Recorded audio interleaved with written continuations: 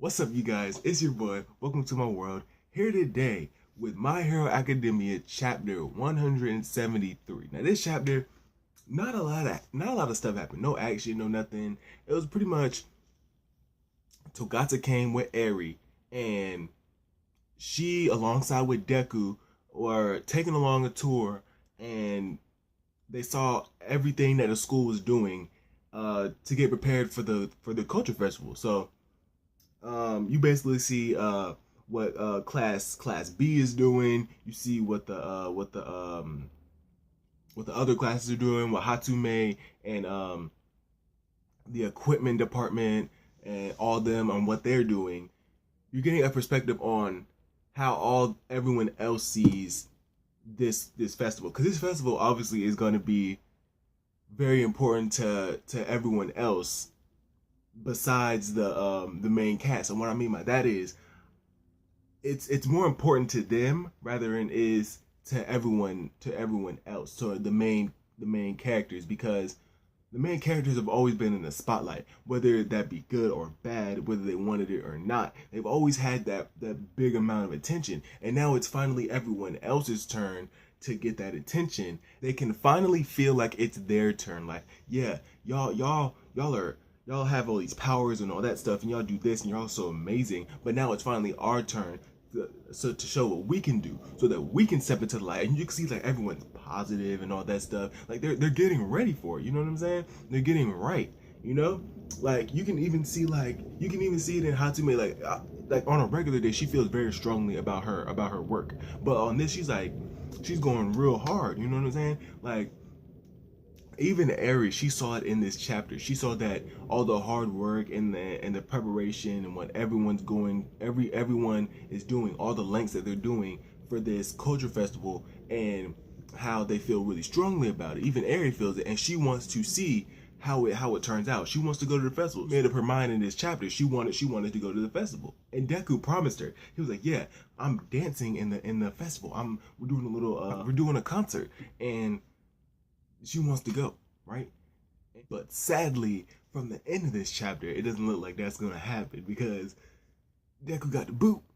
He got kicked out. It doesn't look like he's gonna be able to keep his promise. And obviously, if this was like a regular thing, he really wouldn't care. Like if it didn't have any other meaning to it, he wouldn't really care. He'd be like, "Oh, I'm out. Oh, it's whatever." But this is gonna be a bigger implications than it actually is, because he made a promise to Eri, and he obviously feels very strongly about Eri. So he's gonna want to keep that promise, and he's gonna want to be in the show in some way, shape, or form.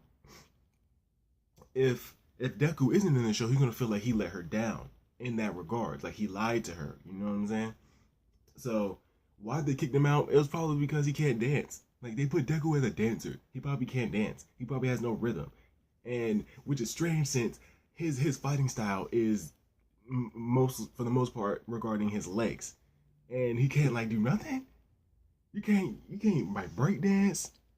Like you can't hit the folks. You can't do nothing. He's probably gonna be on like stage crew. Like he's probably gonna be with Kirishima or something. He gonna have to do something. He has to keep that promise. But y'all already know the culture festival wasn't even going to like happen.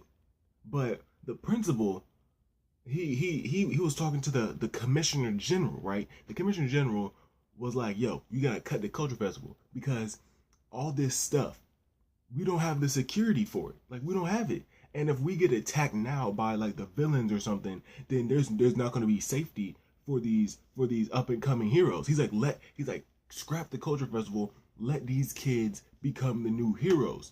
Like he's like, don't waste these jewels, right? And when he said that, I was like, jewels.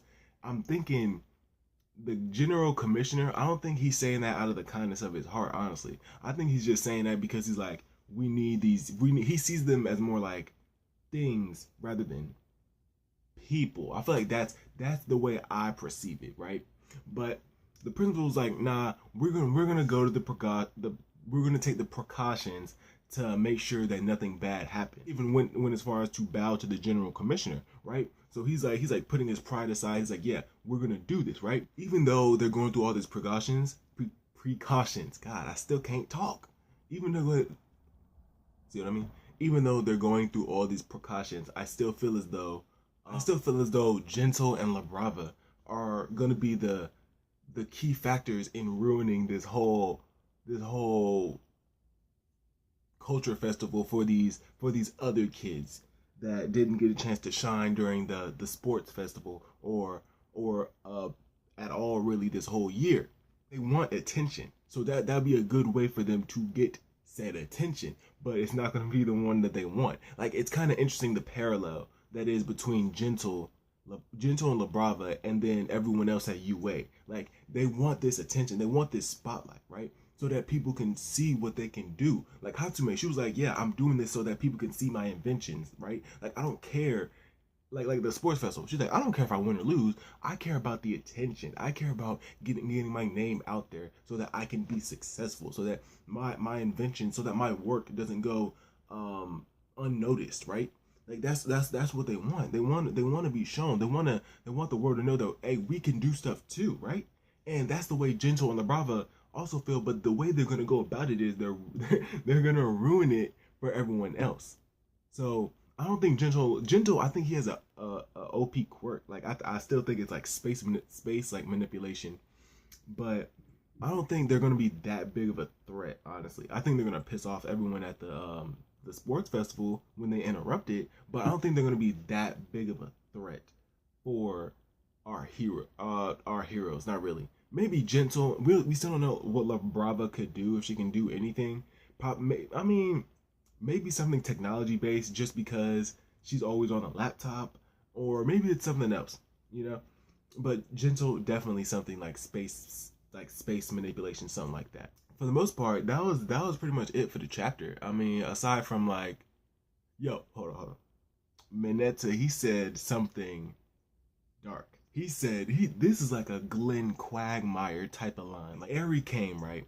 And I think Tenya, he introduced himself, and then you had Mineta right behind him. He was like, "Hey, I come back when you're 10 years old." He was like, "Hey, come talk to me again when you're 10 years older." I was like, "Bro, that's not even funny.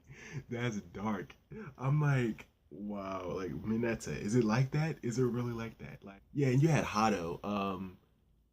They call it a Miss Con, but it's basically a beauty pageant, and she's running in it for her third year, and every year that she's ran, she's lost to someone in another class. I think it was the equipment department. Um, some chick with like really some extra chick. That's the only way I know how to describe her. Extra.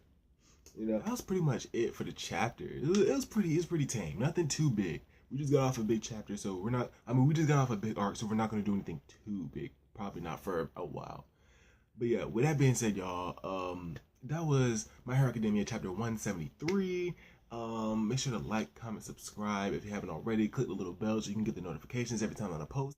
Make sure to follow me on my social media. It'll be in the link down below. Make sure to follow me on my anime Amino. You already know, your boy is blowing up. Let's get it. All right, but I'll see you guys later.